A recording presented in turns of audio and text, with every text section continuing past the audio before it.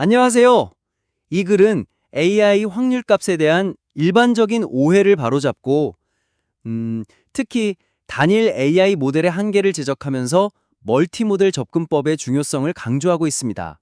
네, 복잡한 AI 개념을 쉽게 설명하려는 좋은 시도라고 생각합니다. 자, 그럼 이 글을 어떻게 더 강화할 수 있을지 바로 한번 살펴보죠. 좋습니다. 첫 번째로 글의 핵심 주장인데요. AI가 내놓는 확률값은 실제 신뢰도와 다르다. 이 점을 독자들이 좀 더 생생하게 느끼게 할 필요가 있을 것 같아요. 네, 지금 설명은 모델 내부 계산 결과를 보기 좋게 정교화한 값일 뿐이다 이렇게 되어 있는데 이게 개념적으로는 맞지만 기술적 배경이 없는 분들께는 조금 추상적일 수 있죠. 맞아요. 왜 그 정교화된 값이라는 게 실제 신뢰도랑 다른 건지, 그래서 그 숫자를 왜 조심해야 하는지, 이런 게 확 와닿지 않을 수 있다는 거죠. 네, 그 정교화된 값이라는 게 사실 AI가 내부적으로 계산한 여러 값들 중에 제일 높아 보이는 것에 그냥 자신감 점수 뭐 이런 걸 매긴 것에 가까운데요. 그게 실제 정답 확률과는 완전히 다를 수 있거든요. 아, 그렇죠. 모델이 막 99% 확률로 고양이라고 확신해도 실제로는 강아지일 수도 있는 거니까. 바로 그겁니다. 이 간극을 독자들이 쉽게 이해하도록 돕는 게 중요해 보입니다. 그렇다면 역시 독자들이 일상에서 자주 보는 상황이랑 연결하는 게 좋겠네요. 예를 들어서 날씨 앱 같은 거요. 내일 비 올 확률 80% 이렇게 뜨면 우리는 보통 80%면 거의 확실하네 이렇게 생각하기 쉽잖아요. 네, 그렇죠. 근데 그게 사실은 특정 예측 모델 하나가 계산한 결과일 뿐이고, 어쩌면 다른 모델은 뭐 40%나 60%로 예측하고 있을 수도 있다는 거죠. 맞아요. 심지어 그 80%라는 숫자 자체도 비올 가능성이 다른 시나리오보다 훨씬 높다는 모델 내부 판단일 뿐이지 정말 10번 중에 8번 비가 온다는 그런 통계적 확률과는 또 다를 수 있다는 점. 이런 걸 좀 짚어주면 좋겠어요. 네. 하나의 숫자 뒤에 숨겨진 이런 복잡함 같은 걸 보여주면 독자들이 AI 확률값을 좀 더 비판적으로 보게 될 것 같아요. 아니면 이런 비유는 어떨까요? AI가 이 사진은 70% 확률로 사과라고 말하는 건 어떤 학생이 수학 시험에서 70점 받았다고 해서 그 학생 수학 실력 전체가 딱 70점 수준이라고 말할 수 없는 거랑 비슷하다는 거죠. 아, 네네. 실제로는 미적분은 100점인데 기하는 40점일 수도 있는 것처럼요. 특정 부분만 잘하거나 못할 수도 있잖아요. AI 확률값도 그 판단이 얼마나 믿을 만한지를 전체적으로 보여주지 못한다. 뭐 이런 식으로요. 특히 학습하지 못한 새로운 유형의 데이터에 대해서는 완전히 틀린 답을 높은 확률값으로 낼 수도 있고요. 그렇죠. 익숙한 점수 개념을 활용하면 그럴듯해 보이는 숫자에 속지 말아야 한다는 메시지가 더 잘 전달될 수 있을 것 같습니다. 중요한 건 그 확률값이 모델의 의견이나 판단 결과에 가깝지 객관적인 사실과는 거리가 멀 수 있다는 점을 명확히 하는 거죠. 네, 좋습니다. 그렇게 일상적인 예시나 비유를 통해서 숫자의 함정을 명확히 보여주는 것이 글의 설득력을 확실히 높여줄 것 같습니다. 독자들이 내가 그냥 믿었던 저 숫자가 저런 의미였구나 하고 딱 깨닫게 만드는 거죠. 네. 자, 그럼 다음 지점으로 넘어가 볼까요? 그래서 웃으면서 우는 사진 같은 거 있잖아요. 여러 감정이 복합된 상황. 이른바 더블 레이블 문제를 단일 모델이 잘 처리 못한다고 지적한 부분인데요. 네. 그 예시 자체는 아주 흥미롭고 직관적이었어요. 그렇죠. 근데 단일 모델이 이런 복잡한 상황을 억지로 웃음 아니면 울음 하나로 딱 정해버렸을 때 현실에서 구체적으로 어떤 문제가 생길 수 있는지 그 파급 효과랄까? 이걸 좀 더 생생하게 보여주면 좋겠다는 생각이 들어요. 네. 독자들이 그래서 뭐 AI가 좀 단순하게 판단하면 큰일 나나? 이렇게 생각할 수도 있겠네요. 네, 문제의 심각성이 좀 피부에 와닿지 않을 수 있다는 거죠. 정확한 지적이네요. 웃으면서 우는 얼굴을 그냥 웃는 얼굴로 분류하는 게 단순히 사진 분류 정확도 문제로 끝나는 게 아니라는 점, 이걸 강조할 필요가 있어요. 이게 실제 서비스나 중요한 결정에 적용됐을 때 어떤 오해나 잘못된 결과를 낳을 수 있는지 구체적인 시나리오를 제시하면 독자들의 공감대가 훨씬 커질 겁니다. 예를 들어서 요즘 기업들이 고객 만족도 분석이나 직원 감정 관리 이런 데 AI 많이 쓰잖아요. 맞아요. 그런 데서 문제가 생길 수 있겠네요. 가령 고객 리뷰 분석 시스템이 있다고 해보죠.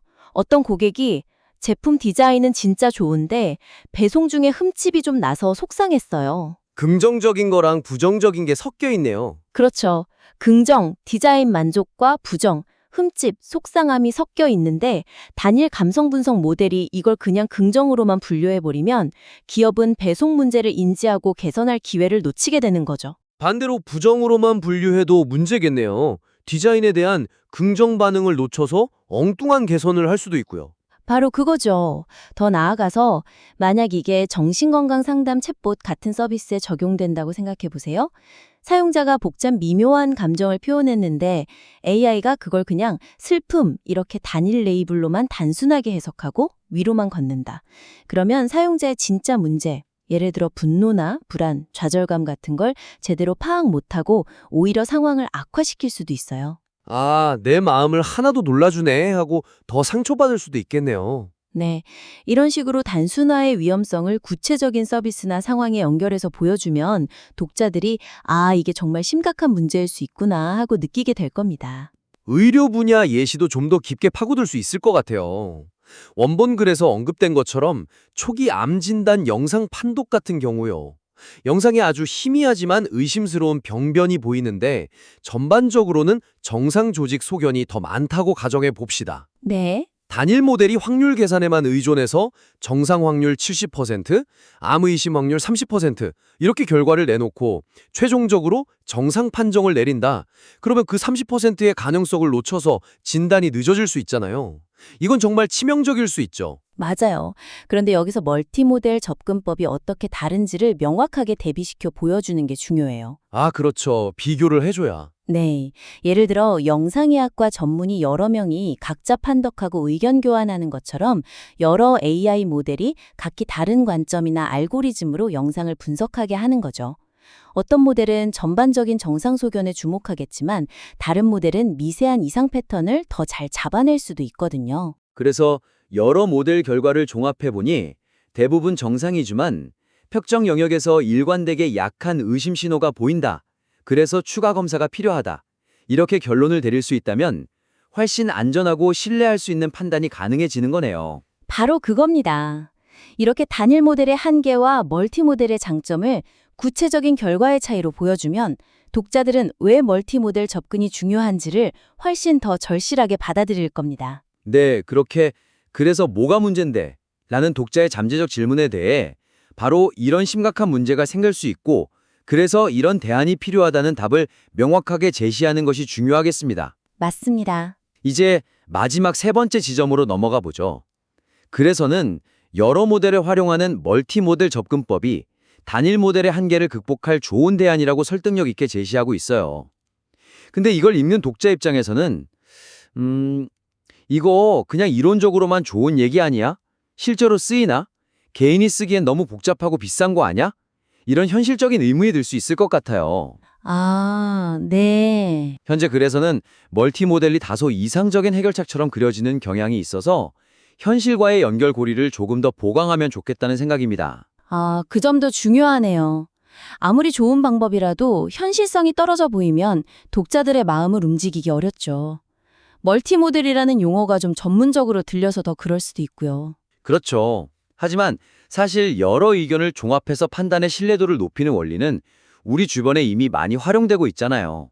그런 친숙한 사례를 끌어오는 게 독자들의 이해를 도울 수 있을 것 같아요. 하나의 슈퍼컴 모델만 돌리는 게 아니라 한국형 모델, 유럽 모델, 미국 모델 등 여러 종류의 수치 예보 모델을 동시에 가동하거든요. 아, 정말요? 네, 각 모델마다 약간씩 다른 예측 결과를 내놓는데 예보관들은 이 여러 모델 결과를 비교 분석하고 종합해서 최종 예보를 결정하죠.